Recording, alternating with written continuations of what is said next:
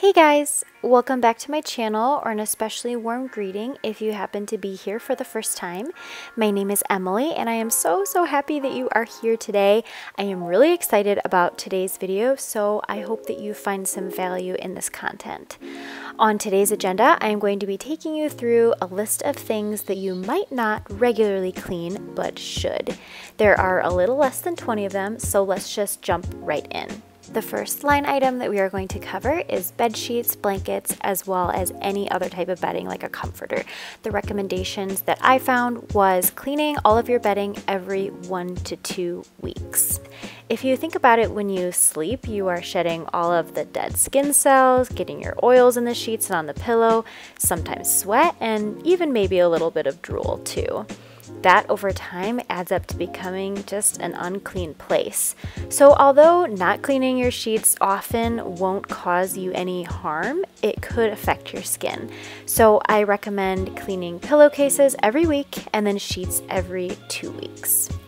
Item number 2 is bath towels, hand towels, as well as any bath mats that you have.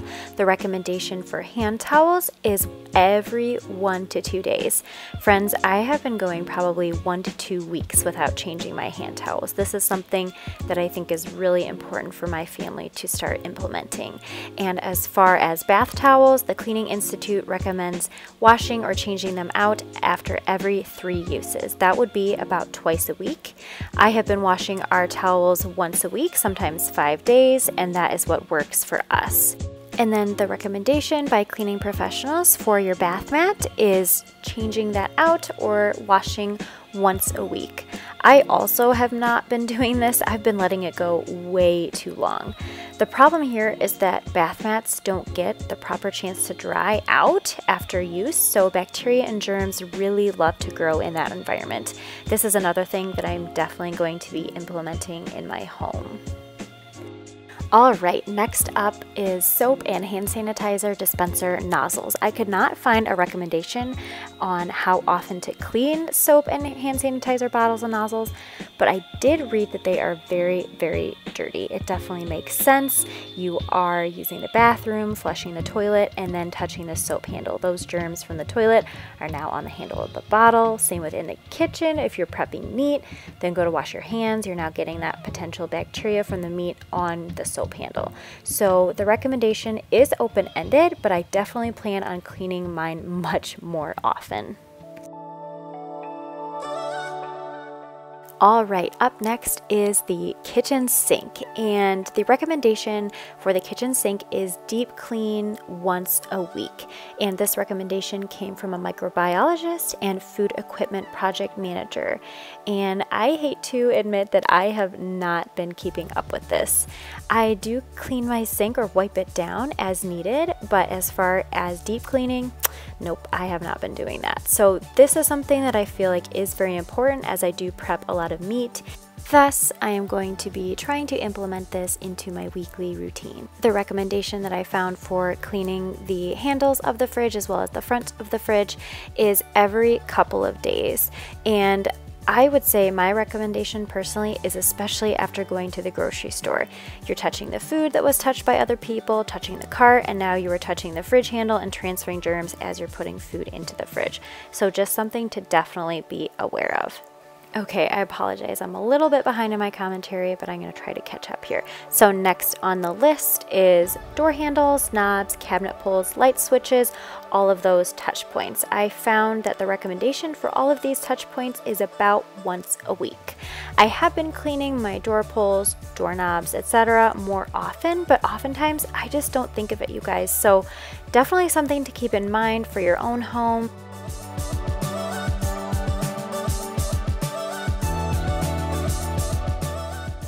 And if you haven't caught on from what I've been saying during this commentary, most of these things I have not been doing, or if I have been doing them, I really have not been doing them up to the recommendation standards.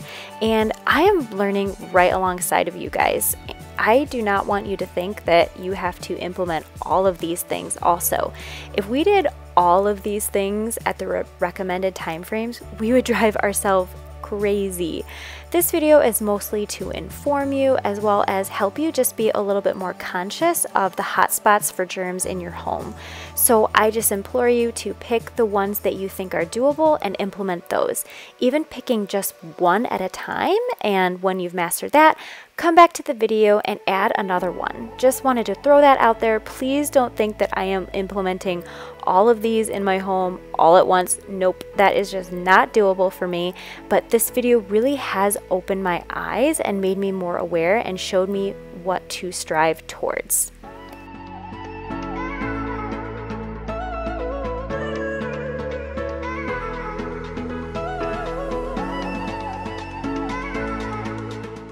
All right, moving on to the stair railings as well as the banister. I could not find a recommendation on how often to clean these. I just found that they do get really, really dirty.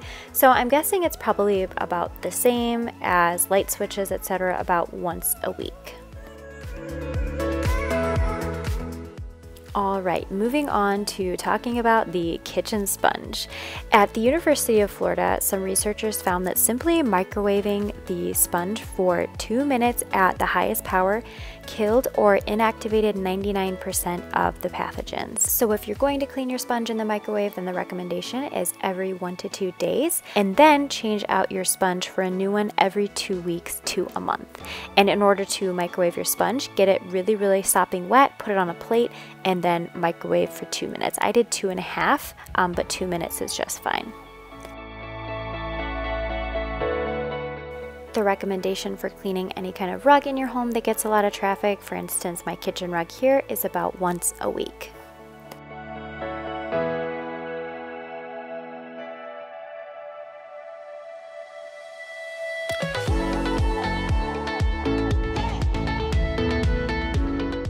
The recommendations that I found for cleaning remote controls was about every month. I did not find a recommendation for how often to clean video game controllers or computer mice, but I figured that it would be about the same as for remote controls. So I actually was a little bit surprised that they recommended cleaning monthly. I thought that that was a little bit too long of a stretch, so use your best judgment. If you want to clean them more often, then obviously you're not doing any harm, but cleaning once a month would be perfectly acceptable as well. I honestly admit that I can't tell you the last time I cleaned our remote controllers or video game controllers, so it felt good to do a nice deep clean and sanitize them. I could not find any official recommendations for cleaning fabric in the car, the steering wheel, gear shift, etc. But I think it's really important to wipe these surfaces down often, especially if you are out and about a lot. Germs and bacteria are sure to build up on these surfaces, especially if your hands are not super clean when touching them. Also, the seats in your car should be sprayed down with disinfectant spray often, especially if you've been sitting in communal areas like a doctor's office, library, therapy office, etc. And also spray down the car seat often, because kids are always rolling around on the floor or sitting down in random places, and those germs that are on their clothes are just going to transfer right into their car seat. Next, we're going to be talking about the recommendation for cleaning all of your electronic devices. The recommendation for all of these is twice a week. I say clean your phone whenever you go anywhere. That's what I've been doing for forever. I clean my phone after I've been on any errand, but I have never cleaned my iPad or computer. That's kind of bad. But when I do wipe down my phone after being on any errand, I wipe it down with hand sanitizer on a paper towel, and I also switch out my phone case. And if I don't have a clean phone case, then I will wash my phone case, dry it, and then put my phone back in it. So here I'm just cleaning my iPad, which I've never done, and I'm using hand sanitizer on a paper towel, and then I am cleaning out the keyboard that's attached to my iPad, and then I did the same with my laptop as well.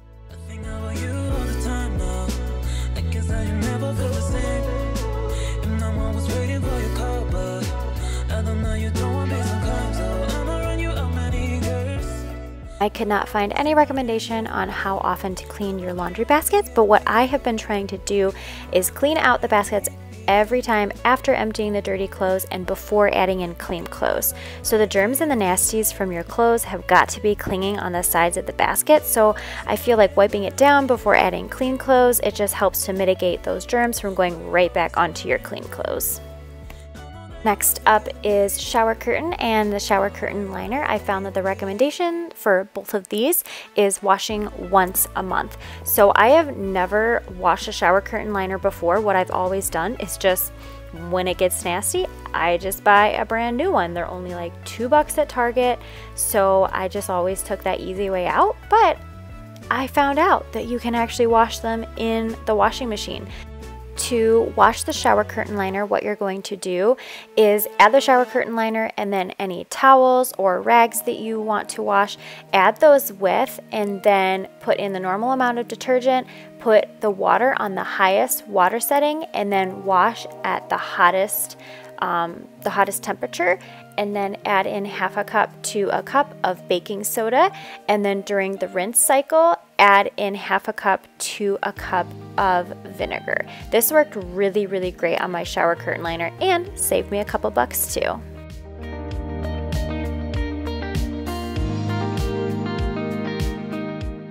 Next up on my list is cleaning the washer and dryer knobs, the buttons, as well as any other often touched surfaces.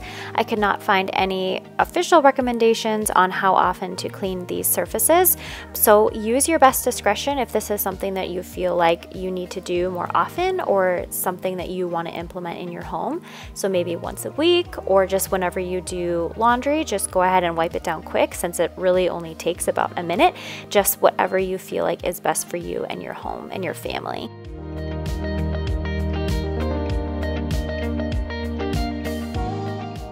All right, next up is the kitchen floor. I found varying recommendations on this surface, from every few days to a week to 2 weeks. So just do what you feel is best for your family. Maybe if you have a crawling little one, wash it more often, but if you have older children, you can go much longer than that. I try to clean my floor personally once a week, since my toddler is sometimes rolling around on it and still crawling and touching it, etc. But just use your best judgment and do what you feel is best for your home and what you can personally do with the time that you have.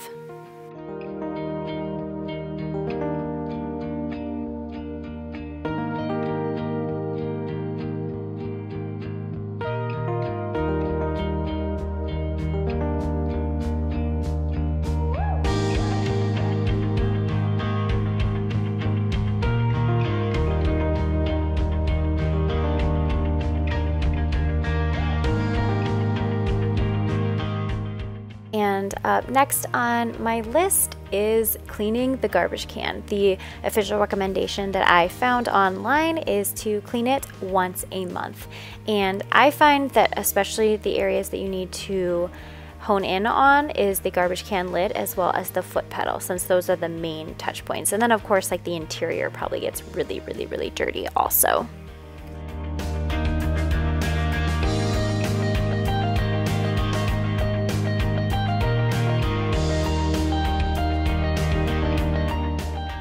And now in these last few clips, I am just kind of putting my home back together. I did shoot this video over several days' time, so you're probably going to see just several different outfits. So I'm just putting the shower curtain and the shower curtain liner back up on the little hooks, and then putting the bath mat back, and then I'm going to be remaking my bed and putting the bedding back on. And that is the conclusion of the video, you guys. I hope that this video brought you some value. I hope maybe it opened your eyes a little bit just to how many touch points there are in our home, and maybe gave you some ideas on what to clean more often and what things that maybe you have never cleaned and maybe will start cleaning. I know that this was definitely informational for me too, and definitely gave me some ideas on how to implement just a little bit more cleaning in my home on maybe just a little bit more regular of a basis. If you liked any part of this video, would you please give it a thumbs up and be sure to subscribe so you don't miss out on any of my future videos. Thank you so much for watching, and I hope to see you next time. Bye!